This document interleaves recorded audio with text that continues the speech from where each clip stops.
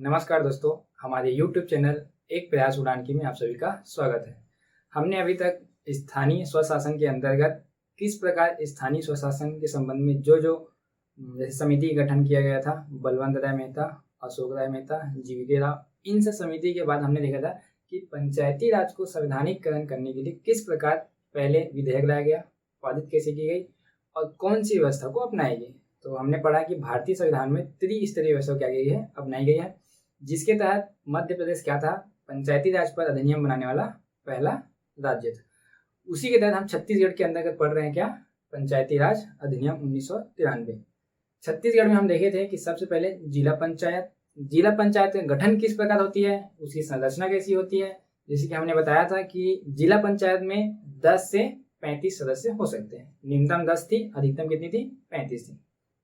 हमने ये बताया था कि उसके संरचना के अंतर्गत कौन कौन शामिल होते हैं, जैसे कि निर्वाचन क्षेत्र से निर्वाचित सदस्य, लोकसभा सांसद, राज्यसभा सांसद, उस क्षेत्र से निर्वाचित विधायक, साथ साथ जनपद पंचायत से जो अध्यक्ष होंगे वो भी क्या होते हैं, इसमें शामिल होते हैं। ये बताया था। और साथ साथ ये बताया था कि जो निर्वाचित सदस्य होते हैं उनकी शपथ कौन दिलाता है। तो हमने बताया था कि कलेक्टर क्या करते हैं, शपथ दिलाते हैं। बैठक कौन बुलाते हैं, तो जिला पंचायत सीईओ बुलाते हैं। और त्याग पत्र किनको देते हैं, तो जो सदस्य होते हैं वो त्याग पत्र किनको देते हैं, अपने अध्यक्ष को देते हैं। लेकिन अध्यक्ष और उपाध्यक्ष किनको देते थे, सीईओ को देते थे। ठीक है, जिला पंचायत जो सीईओ होते थे। और उसमें देखे थे कि किस प्रकार जो बैठक की व्यवस्था होती थी कि प्रत्येक माह में एक बैठक बुलाते थे। उसकी गणपूर्ति कितनी होती थी, जो कुल सदस्य कितना होता था, 1/3 होता था, 1/3 होते थे। ठीक है ना। अगर वो बैठक में गणपूर्ति नहीं हो पाती थी, जो अध्यक्ष होता था वो क्या करता था, आगामी बैठक की तिथि निर्धारित करता था। यदि तिथि निर्धारित किया गया है उसमें भी गणपूर्ति नहीं हुई, तब क्या होता था, उसमें गणपूर्ति नहीं देखी जाती थी, किंतु वित्त से संबंधित विषय पर चर्चा नहीं की जाती थी उसमें। ठीक है। अगर जो अध्यक्ष है वो तिथि का निर्धारण करने के बाद बैठक ना बुला पाए तो जिला पंचायत सीईओ क्या करता था, 25 दिनों के अंदर अधिसूचना जारी करके बैठक का आयोजन करवाते थे। ठीक है, ये सब हम देखे थे।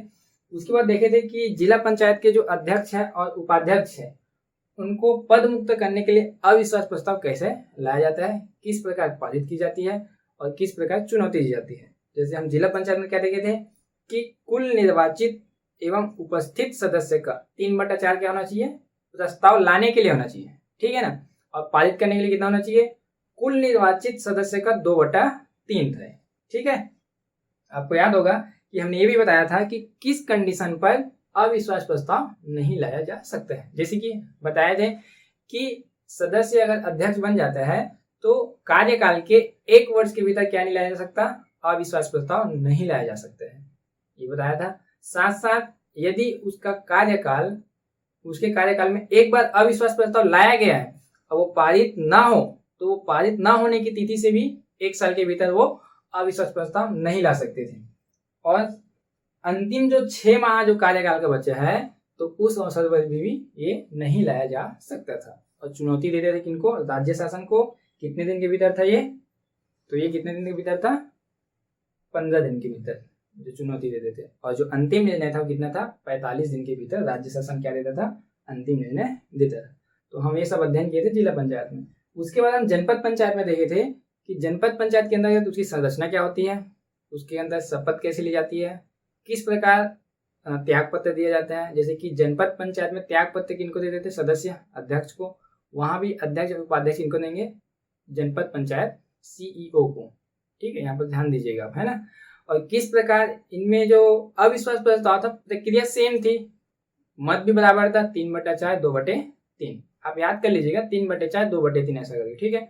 लेकिन चुनौती में क्या था, दोनों में भिन्न भिन्न थे। जैसे कि उसमें 15 दिन था, इसमें 7 दिन था। उसमें 45 दिन था तो इसमें कितने दिन हो जाते हैं, 30 दिन हो जाते हैं। ठीक है, आप उसको थोड़ा सा ध्यान दीजिएगा। हमने समिति का भी अध्ययन किया जिला पंचायत और जनपद पंचायत के संबंधित में। हमने ये भी देखा था कि कितने स्थायी समिति होते हैं, तो 5 स्थायी समिति होते हैं टोटल। ठीक है। जैसे कि सामान्य प्रशासन समिति, इस समिति के जो सभापति होते हैं वो पदेन सभापति कौन होंगे, जो जिला पंचायत और जनपद पंचायत के क्या होंगे, अध्यक्ष होंगे, वो क्या हो जाते हैं, पदेन सभापति हो जाते हैं। ठीक है। इसके बाद हमने क्या देते हैं, शिक्षा समिति। तो शिक्षा समिति में कौन होते थे? जो उपाध्यक्ष होते थे, जिला पंचायत और जनपद पंचायत, वो इनके क्या हो जाते थे? पदेन सभापति होते। बाकी जो 3 समितियां बची थी, कृषि, संचार वाला और एक सहकारिता वाला, उसमें जो है आपस में ही सदस्य क्या करते हैं? अपने सभापति की नियुक्ति कर लेते थे। ठीक है, हम ये भी देखे थे कि इस समिति के अंतर्गत लोकसभा सांसद जो होते थे शामिल होते थे और राज्यसभा सांसद भी शामिल होते थे, और दोनों सांसद जो है अपनी मनपसंद की या अपनी इच्छा के अनुसार क्या करते थे? 2 समिति में शामिल हो सकते थे। लेकिन जो विधायक होता था वो अपनी मर्जी से ना होकर जो सभापति थे उनके निर्देशानुसार क्या होते थे? 2 समिति में शामिल होते थे। दोनों में सेम था यहाँ पर। ठीक है ना, हम यहाँ तक अध्ययन कर चुके थे और आज हम पढ़ने वाले हैं क्या? सबसे महत्वपूर्ण टॉपिक, ग्राम पंचायत, जो कि यहाँ पर किनका निर्वाचन होता है? आप सरपंच का नाम सुने होंगे, गांव से, ग्रामीण क्षेत्र से। पंच सुने होंगे, जैसे कि गांव में बोला जाता था छत्तीसगढ़ी में मुख्य रूप से, जैसे कि हमारे पंचगण मन जो भी निर्णय दी वो का हुई सर्वमान्य हुई। अर्थात क्या है? जो भी पंचगण का निर्णय होता था वो क्या एकदम क्या होता था? सर्वमान्य होता था, सही माना जाता था। ग्रामीण क्षेत्र में पहले से ये क्या है? प्रथा चली आ रही थी कि पंचगण जो होते हैं निर्णय होते हैं। पंचगण मतलब क्या होता है? 5 लोग। जैसे कि अभी भी आप वर्तमान में उसका प्रारूप देख सकते हैं। किस प्रकार? जैसे कि न्यायिक क्षेत्र में होता है क्या है? 4 लोगों का, 5 लोगों का क्या बनाया जाता है? एक गठन, समिति गठन कर दिया जाता है।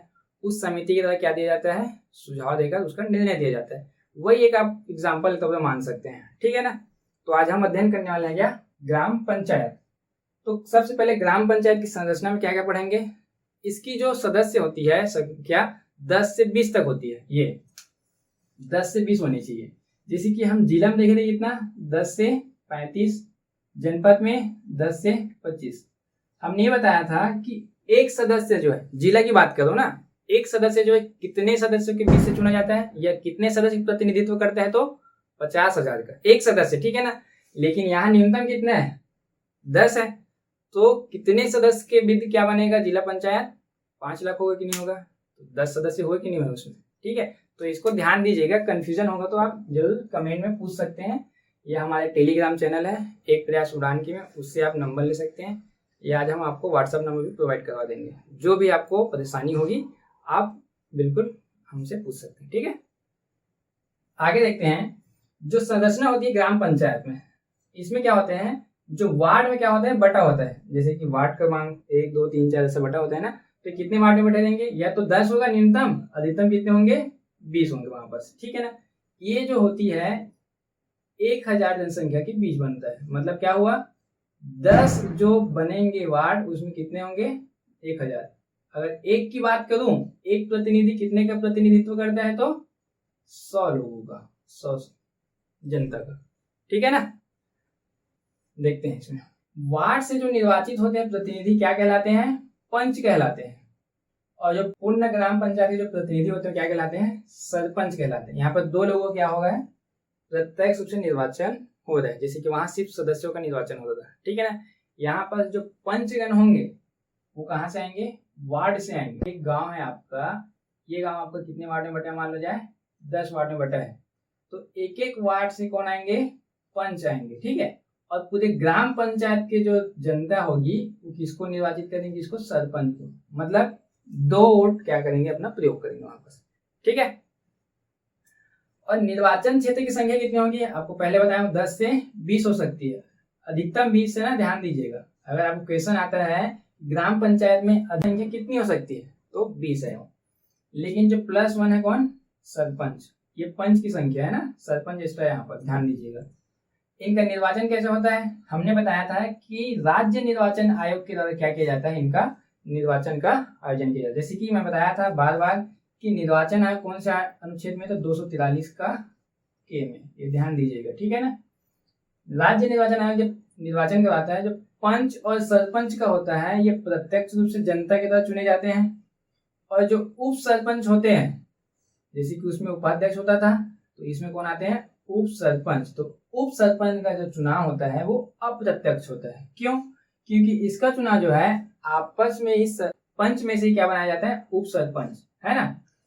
यदि मान लो जाए उप सरपंच के चुनाव में मत की स्थिति क्या होती है? बराबर हो जाती है। मान लो जाए 14 लोग क्या है? पंच है, अब 14 में 7 लोग इसको बनाने में है और 7 लोग इसको बनाने के लिए है, ठीक है ना। तो मत बराबर हो गई। तो इस स्थिति में क्या किया जाता है, लॉट के द्वारा उसका निर्णय लिया जाता है। लॉटरी मान लो आप, जैसे लॉटरी होता है तो पर्ची निकालते हैं ना, तो उसी प्रकार क्या किया जाएगा, लॉट निकाला जाएगा और उससे क्या हो जाएगी, निर्णय लिया जाता है, ठीक है। हाँ, इनको शपथ कौन दिलाता है, तो जो सदस्य आएंगे पंच और सरपंच, उनको शपथ कौन दिलाते हैं, तहसीलदार। तो ये भी ध्यान दीजिएगा, मैं पहले बता चुका हूं कि कलेक्टर जो है जिला पंचायत सदस्य को दिलाता है और एसडीएम जो है किनको दिलाता है, जनपद पंचायत। तो एक एक पोस्ट क्या होता है, वो नीचे आ रहा है, तो ये भी नीचे आ रहा है, ठीक है ना। तहसीलदार किनको दिलाएगा, पंच व सरपंच को दिलाएगा। उप सरपंच शपथ नहीं लेता है, ये चीज का ध्यान देंगे। क्यों, क्योंकि जो उप सरपंच बनेगा वो पंच के मध्य से ही आएगा और वो सरपंच जो है पंच के रूप में क्या ले चुका है, वो सदस्यता का शपथ ले चुका है। इस कारण उप सरपंच शपथ नहीं लेता है ना, इंपॉर्टेंट है, ध्यान दीजिएगा। त्याग पत्र किसको देते हैं, देखते हैं। पंच जो है सरपंच को देगा, ठीक है, और सरपंच जो है किसको देगा, ग्राम पंचायत सचिव को देगा। जैसे कि वहां पास भी किसको दिया जाता था, अध्यक्ष उपाध्यक्ष ग्राम पंचायत जिला पंचायत सचिव, जैसे सीईओ था वहां पास, ठीक है ना। वहां पास ये क्या था, सचिव क्या था, उधर सीईओ का काम कर रहा था, पोस्ट बड़ा था, तो सीईओ याद कर लेना, ठीक है। यहाँ पर ग्राम पंचायत सचिव है ना। गणपूर्ति क्या होती है, गणपूर्ति में बताया था कि बैठक के लिए क्या है, न्यूनतम सदस्यों की संख्या होती है। यहाँ पर क्या है, कुल सदस्यों का 1/2 है, जबकि जिला पंचायत और जनपद पंचायत में कितना था, 1/3 था, ठीक है। यहाँ भी वही कंडीशन है कि गणपूर्ति न होने पर बैठक क्या हो जाएगी, स्थगित हो जाएगी। आगामी बैठक की तिथि कौन निर्धारित करेगा, सरपंच करेंगे। यदि आगामी बैठक में गणपूर्ति नहीं होती है तो उस बैठक का आयोजन तो होगा, लेकिन उसमें वित्त से संबंधित विषय पर चर्चा बिल्कुल भी नहीं की जा सकेगी, ठीक है। सेम है, वहां पर ध्यान दीजिएगा अभी, ठीक है। कार्यकाल कितनी होती है, कार्यकाल जो प्रथम चुनाव प्रकाशन की तिथि से जो ग्राम पंचायत के द्वारा सचिव के द्वारा जो बैठक बुलाई जाएगी, कौन सी बैठक, प्रथम बैठक से कितने वर्ष तक, 5 वर्ष तक। उसके बाद एक और कंडीशन था, यदि कार्यकाल 6 माह से अधिक का बचा है और क्या है, उसकी सरपंच क्या हो जाए, भंग हो जाए सदस्यता, तो शेष अवधि के लिए क्या होगी, वो चुनाव या निर्वाचन होगा वहां पर, ठीक है। यदि 6 माह से कम का समय बचा है और वो क्या हो जाए, भंग हो जाए, तो अगले 5 वर्ष के लिए हो सकता है, या क्या कर सकते हैं, उसको 6 माह और रुकेंगे, फिर चुनाव तो होना ही था 5 वर्ष के अंतर्गत, ठीक है ना। ये लगभग तीनों सेम था, बस ये याद कर लेना, 1/2, ठीक है। इसमें एक चीज याद करना, जैसे कि हम कभी कभी क्वेश्चन आते हैं कि यदि सरपंच का पद आकस्मिक रूप से रिक्त हो जाती है तो उसके जगह पे कौन आते हैं, तो इसके लिए समझना है इसको चीज को। यहाँ बस लिखा क्या गया है, सरपंच पद आकस्मिक रूप से रिक्त हो जाए तब क्या होगा, यथाशीघ्र जितना जल्दी हो सके क्या किया जाएगा, ग्राम पंचायत सचिव के द्वारा एक सम्मेलन या बैठक बुलाया जाएगा 15 दिन के भीतर, ठीक है। अब उसमें क्या किया जाएगा, किसी भी एक व्यक्ति को जो पंच के रूप में आए थे अस्थायी रूप से सरपंच के रूप में क्या किया जाएगा, निर्वाचित किया जाएगा। जैसे कि किसी सरपंच का क्या है, पद रिक्त हो गया आकस्मिक रूप से, जैसे कि मान लो जाए निधन हो जाता है कभी कभी, है ना, अचानक रूप से, आकस्मिक रूप से, तो उस स्थिति में कौन संभालेगा उसका कार्यकाल। अब उसके जगह में उसके बेटे या उसके पत्नी या उसके पति को तो देंगे नहीं, है ना। तो ये क्या होता है, ग्राम पंचायत सचिव के द्वारा बैठक बुलाई जाएगी और उस बैठक में अस्थायी सरपंच है ना, यहाँ पर अस्थायी सरपंच क्या की जाएगी, नियुक्ति की जाएगी। और यदि स्थापना सरपंच, स्थापना कहने का मतलब है जिस सरपंच का पद रिक्त हुआ है और वो एसटी है या एससी है या ओबीसी है या फीमेल है, महिला है, मान लो कोई महिला सदस्य भी है, तो उसके स्थान पर जो बनने वाला जो सरपंच होगा वो भी क्या होना चाहिए, एसटी या एससी या ओबीसी या महिला ही होनी चाहिए। जैसे कि मान लो जाए यहाँ पर लिखा गया एक महिला क्या है, सरपंच है, ठीक है। अब महिला का क्या हुआ, ये पद क्या हो गया, आकस्मिक रूप से रिक्त हो गया, तो इसके स्थान पर जो अस्थायी सरपंच बनेगा ना, वो कौन होगी, महिला ही होगी, न कि महिला के स्थान पर किसी पुरुष को या तो किसी अन्य को बनाया जा सकता है यहाँ पर, ठीक है। ये चीज ध्यान देना। यदि वो एससी का है तो वो जो बनने वाला अस्थायी सरपंच भी क्या होगा, एससी का ही होगा। यहाँ तक क्लियर है ना आप लोगों को, ठीक है। अब एक चीज और ध्यान देना, यहाँ पास ये क्या लिखा गया है सरपंच का अप्रत्यक्ष चुनाव कब होता है? अभी तक हम लोग क्या देखे थे कि सरपंच का चुनाव प्रत्यक्ष रूप से होता था। किस कंडीशन में सरपंच का चुनाव अप्रत्यक्ष होता है? कब? जब सरपंच का चुनाव क्या हो? लंबित हो। लंबित कहने का ऐसा क्या है? सरपंच के लिए जो आवेदन किया गया था, ये क्या बोल सकते हैं उसको, जो निर्वाचन आयोग के सामने क्या किए थे, प्रस्तुत किए थे, उसमें कुछ क्या हो गई, कमी आ गई हो, जिस वजह से क्या होता है, कभी कभी क्या होता है, सरपंच का चुनाव लंबित हो जाता है। तब उस स्थिति में क्या होता है कि ग्राम पंचायत द्वारा जो निर्वाचित पंच होंगे, जो 10 से 20 के बीच में जो भी होंगे, उन पंच में से ही एक सरपंच का क्या किया जाता है, निर्वाचन किया जाता है। तो क्या हुआ, इसको जनता चुनी क्या? नहीं, इसका क्या कहलाती है? अप्रत्यक्ष चुनाव कहलाता है।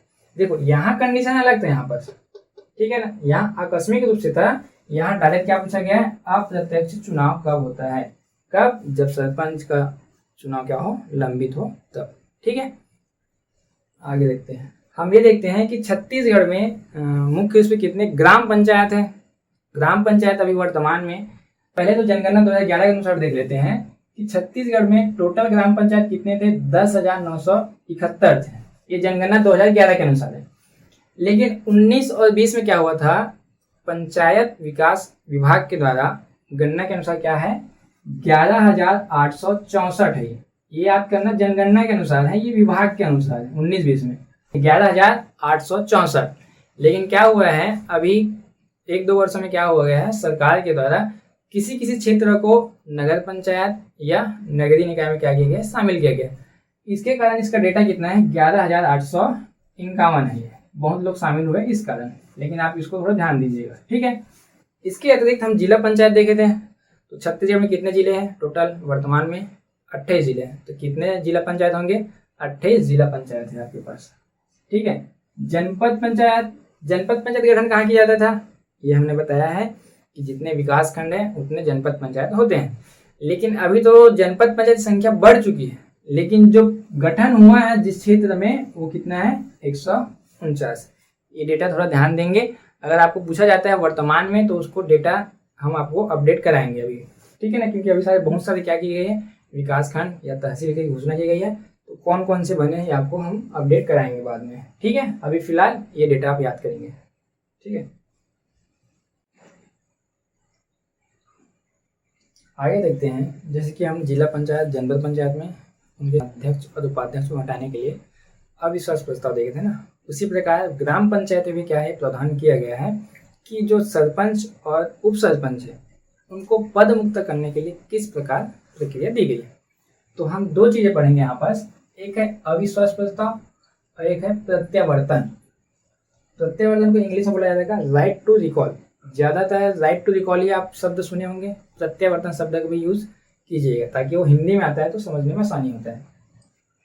ये दोनों प्रावधान केवल और केवल किसमें है, ग्राम पंचायत में। ठीक है ना, उसमें जनपद पंचायत अध्यक्ष उपाध्यक्ष के लिए प्रावधान अब समाप्त कर दी गई है। पहले यह प्रावधान हुआ करता था, लेकिन राज्य सरकार के द्वारा संशोधन करके इनमें से क्या कर दिया गया है, ये समाप्त कर दी गई है। ठीक है, दोनों को कंपेयर करके पढ़ाऊंगा मैं, थोड़ा सा ध्यान दीजिएगा इसमें। ठीक है ना, अविश्वास प्रस्ताव किसके विरुद्ध लाया जाएगा, सरपंच और उप सरपंच के विरुद्ध क्या लाया जाएगा, ये अविश्वास प्रस्ताव लाया जाएगा। ठीक है, प्रस्ताव कौन लाएंगे, तो जिस प्रकार वहां पर जिला पंचायत में अध्यक्ष और उपाध्यक्ष के लिए कौन लाते थे, सदस्यगण लाते थे निर्वाचित, उसी प्रकार यहाँ भी प्रस्ताव कौन लाएंगे, वार्ड से निर्वाचित पंच, जो पंच होंगे यहाँ पर, है ना, कैसे लाया जाएगा। प्रस्ताव है वार्ड से निर्वाचित एवं उपस्थित पंच का कितना सदस्य, 3/4। सेम है वहां भी, वहां बस फर्क क्या है कि जिला पंचायत के सदस्य का कितना उपस्थित होना चाहिए, वहां बस निर्वाचित एवं उपस्थित का 3/4।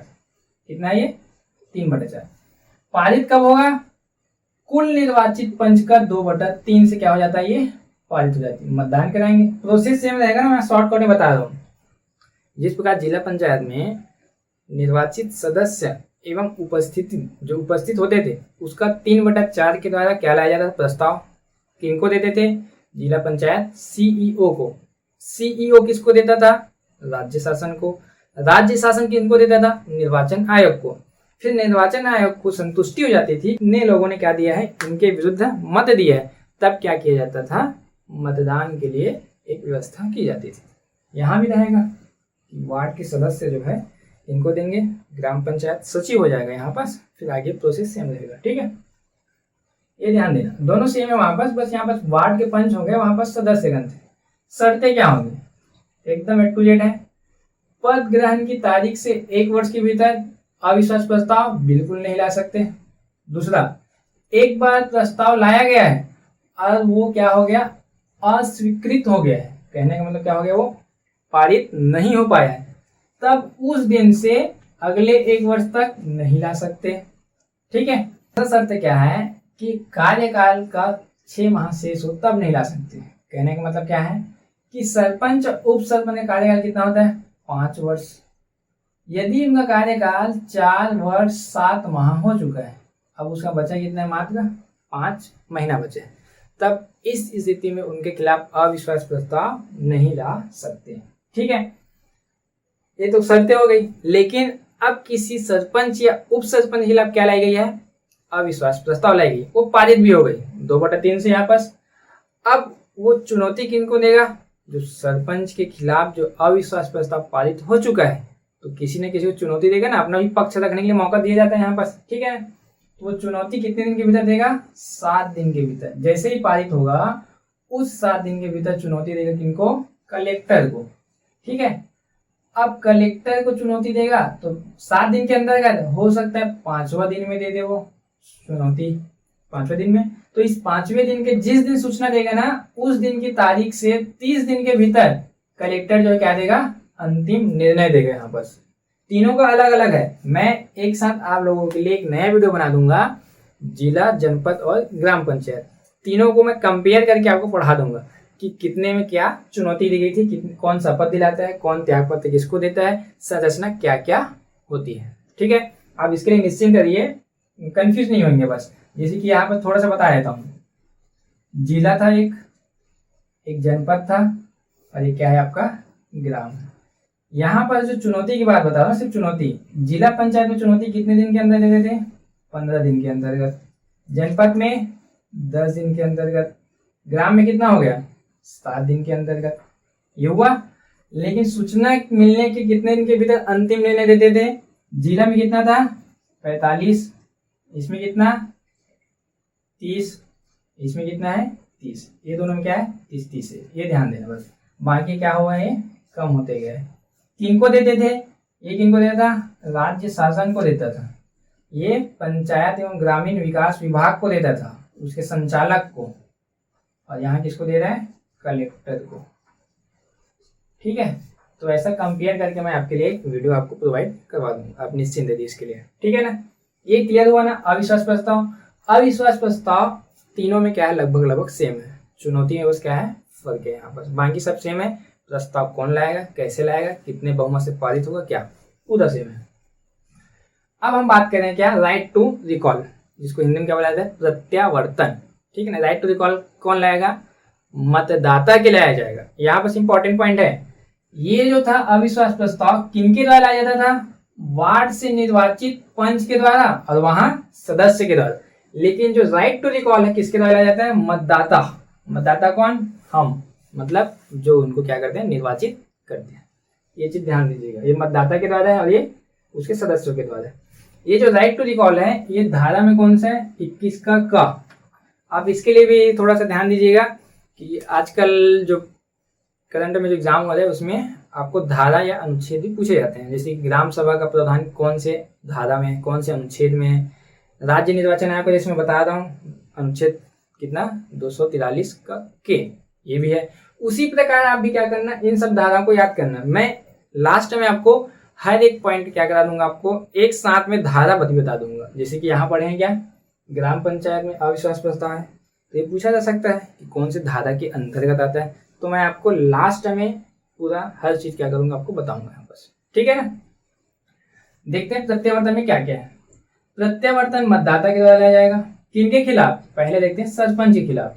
प्रस्ताव कौन लाता है, तो ग्राम सभा, यहाँ पर एक शब्द यूज किया गया है क्या, ग्राम सभा। ग्राम पंचायत नहीं है ना, ग्राम सभा क्या होता है, ऐसा जिसके क्षेत्र में क्या होता है, नामावली, जो निर्वाचन नामावली होते हैं ना, उसमें ग्राम सभा में हम सब शामिल हो जाते हैं।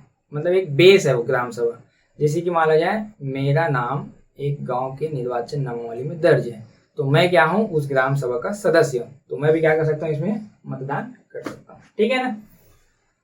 प्रस्ताव जो है ग्राम सभा के कुल 1/3 सदस्य का हस्ताक्षरणीय प्रस्ताव, मतलब क्या होगा, एक हस्ताक्षर के द्वारा साइन किया जाएगा कि कितने लोग क्या करते हैं, इनके विपक्ष में आते हैं सरपंच को हटाने के लिए।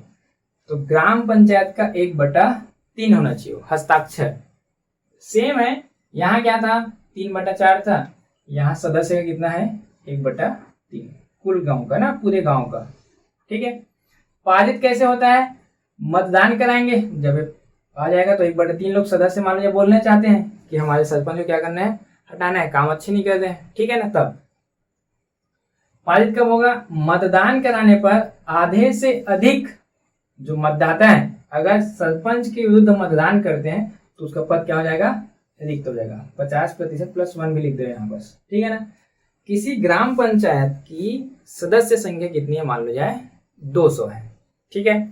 तो 200 का 1/3 कितना होगा, 66 लोग। ठीक है। तो 66 लोग बोले कि हमको सरपंच को क्या करना है, पद मुक्त करना है। उसके लिए हस्ताक्षर करके किनको दे दिए, ग्राम पंचायत सचिव को दे दिए। अब सचिव क्या करेगा, अरे यार इतने लोग तो क्या करवा रहे हैं, सरपंच को हटाने के लिए क्या कर दिए, हस्ताक्षर कर दे दिए। तब सरपंच क्या करेगा, एक निर्वाचन का आयोजन करवाएगा निर्वाचन आयोग के द्वारा। अब मतदान होने पर क्या होगा कि उस गांव का 50%, 200 माने थे तो 200 का 100 लोग भी क्या कर दिए, सरपंच के विरुद्ध मतदान कर दिए। मतलब क्या होगा, वो पद से मुक्त हो जाएगा। ठीक है। ये सरपंच के लिए। अब शर्तें भी है इसमें कुछ। अब ऐसा तो नहीं है आज चुनाव हुआ सरपंच का, एक हफ्ता देखे सरपंच, अरे यार सरपंच तो काम नहीं कर रहे हैं, तो ऐसा नहीं है कि सरपंच को तुरंत मुक्त कर दिया जाएगा यहाँ बस। ठीक है ना। उसको भी क्या थोड़ा मौका देंगे, कुछ काम तो करके दिखाए। आप बोल सकते हैं हमारे साथ कुछ खाने पीने तो बेचारे को, या कुछ काम ही करने दो भाई। ठीक है ना, ऐसा मान लेना। ठीक है। अब क्या है, शर्तें क्या है, सरपंच के कार्यकाल का 2.5 वर्ष, कितना, आधा, मतलब 5 साल का कार्यकाल रहता है, तो 2.5 वर्ष तक यह प्रस्ताव बिल्कुल भी नहीं लाया जा सकता। इतना याद कर लेना आप। इसमें जो शर्तें थी वो 1 वर्ष थी, लेकिन वो सदस्य वाला था। ये किसके द्वारा है, मतदाता के द्वारा है ना। तो सरपंच के कार्यकाल के 2.5 वर्ष तक क्या नहीं लाया सकता है, प्रत्यावर्तन प्रस्ताव, राइट टू रिकॉल नहीं लाया जा सकता। दूसरा, यदि किसी सरपंच का उपचुनाव होता है, कहने का मतलब क्या है, कोई सरपंच 2 साल तक रहा, अब 2 साल के बाद मान लो जाए आपने उसको हटा दिया, चाहे इसके माध्यम से हो चाहे इसके माध्यम से, हट गया वो। अब उस ग्राम पंचायत के सरपंच का कार्यकाल कितना बचा आपका, 3 वर्ष। आपने उनको 2 साल में क्या किया, पद मुक्त कर दिया, तो कितने बचे, 3 साल बचे कि नहीं बचे। अब जो नया सरपंच जो चुन के आएगा तो उनके खिलाफ भी आप उसके आधे वर्ष तक, कहने का मतलब क्या है, आधे कार्यकाल तक नहीं ला सकते हो। समझना इस चीज को, है ना। 5 वर्ष तक क्या था उसका कार्यकाल रहता है एक सरपंच का। मान लो जाए किसी सरपंच को 2 वर्ष के अंतर्गत आप क्या कर दिए, पद मुक्त कर दिए, पद मुक्त किए, ये किसी कारणवश वो पद रिक्त हो गया, तो नया सरपंच बनेगा कितने साल के लिए, 1 2 3 साल के लिए बनेगा। अब 3 साल के लिए जो सरपंच बना है, आप उससे भी सहमत नहीं हो, आप उनके खिलाफ भी क्या लाना चाहते हो, वो प्रत्यावर्तन प्रस्ताव लाना चाहते हो। तो शर्त क्या होगी यहाँ पर, इसके आधे वर्ष तक या आधे कार्यकाल तक, तो 3 साल का आधा कितना होगा, 1.5 वर्ष, 1.5 वर्ष तक उनके खिलाफ क्या नहीं सकते आप, प्रत्यावर्तन प्रस्ताव नहीं ला सकते हो। तो इस चीज को ध्यान से अध्ययन कीजिएगा। ठीक है। चुनौती कितना देगा, सेम है, चुनौती 7 दिन के भीतर, अंतिम निर्णय 30 दिन के भीतर। कौन करेगा, कलेक्टर। यहाँ पर भी क्या आएगा, कलेक्टर आएगा। समझ में आया नहीं, ये क्या था, पूरे का पूरा आपका सरपंच के लिए है। दोनों कंपेयर करके पढ़िएगा, आसानी होगा। अब बात करते हैं पंच के लिए। तो पंच कौन चुनाव से में जिताए थे, वार्ड के लोग। तो वार्ड में जितने सदस्य थे उन लोग अपने वार्ड से एक पंच भेजे थे। तो पंच को हटाने का अधिकार किनके पास है बोलेंगे, तो उस संबंधित वार्ड के सदस्यों का। जैसे कि यहाँ क्या लिखा है, संबंधित वार्ड से जो सदस्य होंगे उनके आधे से अधिक सदस्यों द्वारा क्या कर दिया जाएगा, पारित करके हटाया जाएगा। इसके लिए कोई हस्ताक्षर की जरूरत नहीं पड़ेगी यहाँ पर। ठीक है। यदि आपके वार्ड में एक पंच जो है 100 लोगों का प्रतिनिधित्व करता है। अब उसके विरुद्ध 51 लोग क्या कर दिए, 51 मत दे दिए कि हमको ये सब पंच जो है नहीं चाहिए, तो क्या हो जाएगा, वो पद मुक्त हो जाएगा यहाँ पर। अब पंच भी है तो उसको भी क्या देना चाहिए, चुनौती का अवसर देना चाहिए कि नहीं देना चाहिए, ठीक है ना।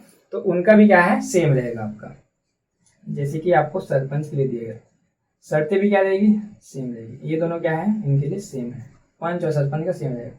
बस ये याद करना, वार्ड के पंच है ना, वार्ड के पंच जो जीता हुआ है वहां के सदस्य क्या करेंगे, इनको हटाएंगे। लेकिन यहाँ पर सरपंच के लिए पूरे ग्राम पंचायत के लोग क्या करेंगे, वोट देंगे। क्लियर हुआ यहाँ पास। तो आगे हम इससे संबंधित जो ग्राम पंचायत संबंधित समिति है, जैसे कि जिला और जनपद में पढ़े थे, हम उसका भी क्या करेंगे, अध्ययन करेंगे, ठीक है। आज हमने ग्राम पंचायत से संबंधित विषय का अध्ययन किया है। हम आगे भी आपको ग्राम पंचायत से संबंधित वीडियो उपलब्ध करवाएंगे। इसके बाद हम आपको एडीओ के एग्जाम से संबंधित सभी टॉपिक्स कोशिश करेंगे, सभी टॉपिक्स एग्जाम से पहले क्लियर हो जाए। साथ साथ CGPSC एवं व्यापम से संबंधित आगामी जो भी परीक्षाएं होंगी, जैसे कि आपका आगामी परीक्षा है हॉस्टल वार्डन, RI का पोस्ट है, साथ साथ आपके क्या है और अन्य भी परीक्षाएं आने वाली है, उससे संबंधित हम कोशिश कर रहे हैं कि आपको वीडियो उपलब्ध करवाएंगे। आप हमारे चैनल के साथ बने रहिएगा। हमारे YouTube चैनल एक प्रयास उड़ान की को आप लाइक, शेयर और कमेंट जरूर कीजिएगा। आपका कमेंट हमारे लिए बहुत महत्वपूर्ण रखता है, क्योंकि हम चाहते हैं कि आपको जो सुविधाएं हों वो बेहतर से बेहतर उपलब्ध करवा सकें। तो कमेंट जरूर कीजिएगा और हमारे टेलीग्राम चैनल एक प्रयास उड़ान की को ज्वाइन करें, और साथ साथ उसमें जो दिन प्रतिदिन करेंट अफेयर हैं उसमें राष्ट्रीय, अंतर्राष्ट्रीय और साथ साथ छत्तीसगढ़ से संबंधित उसके PDF भी क्या कर सकते हैं, आप प्राप्त कर सकते हैं। हम कोशिश कर रहे हैं कि आपको प्रत्येक शनिवार या रविवार को क्या किए, एक टेस्ट का आयोजन करें या क्विज, जिसमें क्या करें, आपका क्वेश्चन क्या हो, रिपीट हो या रिवीजन हो, ठीक है। धन्यवाद।